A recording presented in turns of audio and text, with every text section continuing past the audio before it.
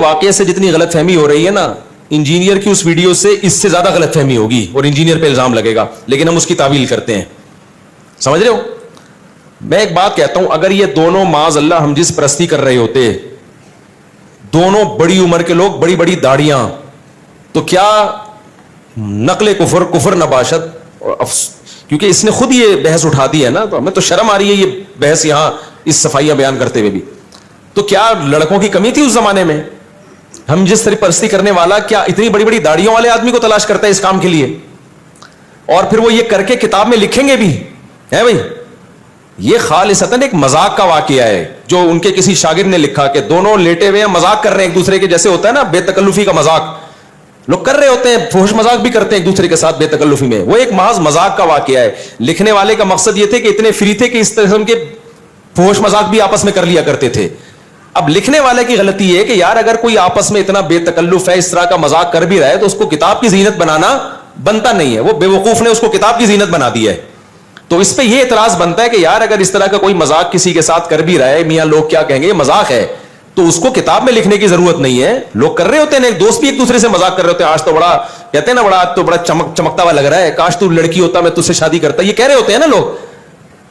یہ دوست احباب آپس میں مذاق کرتے ہیں, لیکن یہ مذاق ایسا نہیں ہوتا بیٹھ کے کتاب میں لکھ دو کہ حضرت جی فلاں موقع پہ فلاں کوئی فرما رہے تھے. تو لکھنے والے کی یہ غلطی ہے کہ اس نے اس مذاق کے واقعے کو, بے تکلفی کے واقعے کو کتاب کی زینت بنا دیا. انجینئر کیا کچھ سڑا ہوا دماغ ہے, اس کے ہمیشہ اس سے گوبر ہی نکلتا ہے, منہ سے بھی گوبر. بعض لوگوں کے گوبر کا ایک خاص راستہ اللہ نے بنایا ہے, وہیں سے نکلے گا, لیکن کچھ لوگ ایسے ہیں کہ ان کے لیے وہ راستہ چھوٹا پڑ گیا تو منہ سے بھی گوبر نکلتا ہے. تو انجینئر اگر یہ اعتراض کرتا نا کہ ان کے مریدوں میں عقل نہیں تھی, ایک نجی واقعہ, محفل کا مذاق کا واقعہ کتاب میں لکھ دیا, تو ہم اس کو سپورٹ کرتے کہ واقعی صحیح کہہ رہا ہے. یار ایک بے تکلفی کا واقعہ تھا, کتاب میں لکھنے کی کیا ضرورت تھی؟ لیکن انجینئر کے چونکہ دونوں راستوں سے گوں ہی ہمیشہ نکلتا ہے, تو منہ کی بواسیر کہتے ہیں نا, تو اس نے فوراً اس پہ کہا کہ لونڈے بازی کر رہے تھے معاذ اللہ. تو خدا کے غضب سے ڈر. رشید احمد گنگوہی کے تقوی کے واقعات اگر میں تجھے سنانا شروع کر دوں تو بے ہوش ہو جائے گا, تو ان کی خاک کے برابر بھی نہیں ہے. قاسم نانوتوی رحمہ, یہ مدرسوں کی بنیاد, پوری دنیا میں اللہ نے کام لیا. آج پوری دنیا میں امام حرم کا بھی بیان یوٹیوب پہ موجود ہے, اور میں تو دنیا گھوم کے آیا ہوں, مولانا طارق مل صاحب پوری دنیا گھومے ہیں. پوری دنیا میں آپ کو مدرسہ ملے گا نا, اس کے تانے بانے علماء دیوبند اور مولانا قاسم نانوتوی سے جا کے ملیں گے. اگر خدا نہ خواستہ وہ یہ ہوتے, اتنی اللہ ان کے عقیدت لوگوں کے دلوں میں بٹھاتا, ان کے شاگرد اتنی بڑی بڑی قربانیاں دیتے. تو ایک مذاق کا واقعہ, دو بوڑھے لیٹے ہوئے ہیں اور ایسے فری ہو رہے ہیں, ایک دوسرے سے مذاق کر رہے ہیں, وہ بے وقوف کسی نے اس مذاق کو کتاب کی زینت بنا دیا. تو اسے نہیں پتا تھا منہ کی بواسیر بھی ہے بہت سے لوگوں کو, وہ بیٹھ کے اسی کو کیش کرائیں گے. تو انجینئر کو خدا کے عذاب سے ڈرنا چاہیے, جو لوگوں کی اس طرح سے عزتیں اچھالتا ہے, دنیا میں لازمی ذلیل ہوتا ہے وہ. تو اس کو چاہیے کہ تو سچی مچی میں نہ پکڑا جائے کہیں, صحیح ہے نا. میں الزام نہیں لگا رہا انجینئر پہ کہ وہ یہ حرکتیں کرتا ہے, نہیں کرتا ہوگا, ہم اچھا گمان رکھتے ہیں, لیکن جب کوئی کسی کا اس طرح سے مذاق اڑاتا ہے تو اللہ اس کو اس جرم میں مبتلا کرتے ہیں. اور اس کی ویڈیوز پڑی ہوئی ہیں, ہم تو پھر اس کی بھی تعویل کر رہے ہیں, نہیں کہہ رہا کہ یہ غلط حرکتیں کر رہا ہے, لیکن کسی نے بنایا یہی واقعہ کہ یہ میاں کیا کر رہے ہو, اس کو دیکھو اور اس سے پوچھو میاں تم کیا کر رہے ہو یہاں پہ. تو وہ ویڈیو تو ہم نے وائرل بھی نہیں کی, میں نہیں کہہ رہا اس میں کوئی غلط حرکت کر رہا ہے, لیکن آپ وہ ویڈیو دیکھو گے تو آپ کو پتا چلے گا جو دوسرے پہ الزام لگا رہے ہیں نا, اس سے زیادہ خود اس کے اوپر انگلی اٹھ سکتی ہے. سمجھتے ہو کہ نہیں سمجھتے؟ تو میرے اس بیان کے ساتھ کوئی وہ ویڈیو چلا دے, لیکن نہ چلائے اچھا ہے. ہم تو نہیں چاہتے کہ ایسی گند سوسائٹی میں پھیلے, لیکن یہ بہت زیادہ فری ہو رہا ہے, یہ بہت بکواس کر رہا ہے. اتنے بڑے بڑے داڑھیوں والے آدمی یار, جن کے ہزاروں مرید ہوں, لاکھوں دنیا ان پہ عاشق ہو, اور پوری دنیا میں انہوں نے دین کا کام کیا, وہ ایک بے تکلفی کا ایک مذاق کر رہے ہیں. تو ٹھیک ہے, یہ مذاق نہیں کرنا چاہیے ان کو, اس لیول کا مذاق نہیں کرنا چاہیے, یہ بھی نصیحت کی جا سکتی ہے. اور اگر کر لیا ہے تو لکھنا نہیں چاہیے, یہ بھی نصیحت کی جا سکتی ہے. یہ نہیں کہ ان کو لونڈے باز کہا جائے معاذ اللہ. لڑکوں کا, وہ لڑکے کرنا ہوتا تو اتنے بڑے بڑے بڈھوں کے ساتھ بستر پہ نہیں لیٹے ہوئے ہوتے وہ. تو اس کو ہو گئی ہے منہ کی بواسیر, سمجھ رہے ہو.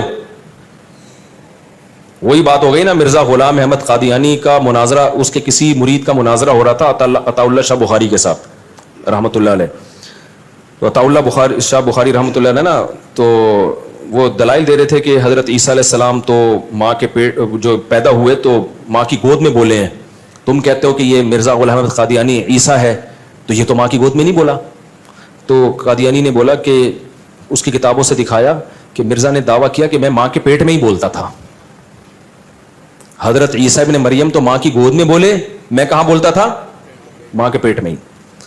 तो जब उस कादियानी ने ये बोला ना, तो अताउल्लाह शाह बुखारी ने कहा कि माशाल्लाह, माँ के पेट में जब बोलते थे तो रास्ते तो दो हैं जहां से आवाज आती होगी, दो ही टोटल रास्ते हैं जहां से आवाज आती होगी। अगर यहां से आवाज आएगी तो क्या पता चलेगा कि मां बोल रही है या बच्चा बोल रहा है? भाई अगर वो बच्चा जब मां के पेट में बोलेगा आवाज यहां से आएगी, तो क्या पता चल रहा था कि मां बोल रही है या, क्योंकि जब यहां से आवाज आती है तो हम समझते हैं वो बंदा बोल रहा है, तो एक ही जगह रह गई तो वहां से आवाज आती थी उनकी। अल्लाह ना बातिल को पनपने नहीं देते, वो जलील हो गया वहां पे।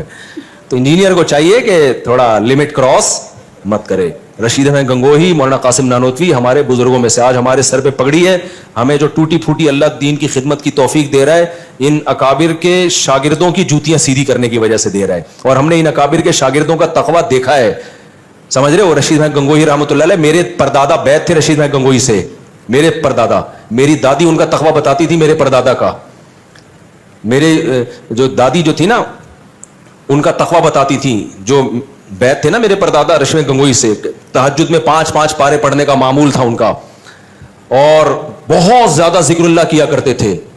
तो हमने इन अकाबिर के शागिर्दों को देखा है। मेरे वालिद साहब फिर जाहिर है मेरे दादा की औलाद थे, उनमें हमें तकवा नजर आया।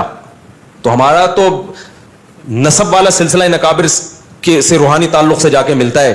तो हमने तो अपने, मेरे नाना बैत थे, मेरी दादी भी बैत थी मौलाना अब्दुल रहीम रायपुरी रहमतुल्लाह अलैह से, वो भी इन्हीं के सिलसिले के थे। तो मैं हमने अपनी दादी का तकवा अपनी आंखों से देखा है, कैसे नवाफिल रोजे रखना, तिलावत, नमाज, तहारत। तो भाई तुम हमें नहीं वरगला सकते, हमने, हमारा इल्म मुशाहिदे पर मबनी इल्म है, तुम्हारा इल्म जो है ना किताबों को दायमाई करने वाला इल्म है। हमें कहते हैं कब्र परस्त, उलमा देवबंद कब्र परस्त। मेरे तो बाप दादों में जो सारे उलमा देवबंद के शागिर्द थे, कोई एक भी हमें कब्र परस्त